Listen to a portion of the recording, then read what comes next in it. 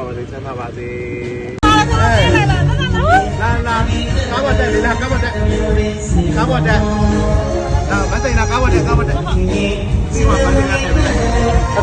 လာလေးတက်လေကျောင်းချစ်တာ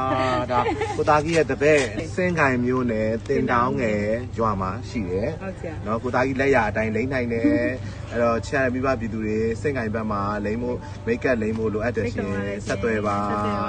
နော်ကိုသားကြီးတပည့်လေးပါအခုကိုသားကြီးကြောက်ဆယ်မှာအတူမိတ်ကပ်လာလိမ့်တယ်အတူနဲ့တာတည်တဲ့အတွက်လာပြီးတော့မှလာကြောတာဖြစ်ပါတယ်။ဒါအောင်ဒီတင်တာဆရာနာမည်လေးနဲ့ကိုလေးကျမတို့က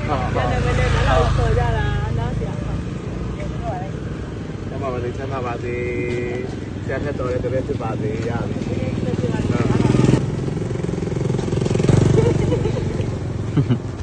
ကဲသွားကြတော့အဲ့ဒါဆိုရင်ဟုတ်ဆရာစားလိုက်အောင်မယ်နော်ဟုတ်ဆရာ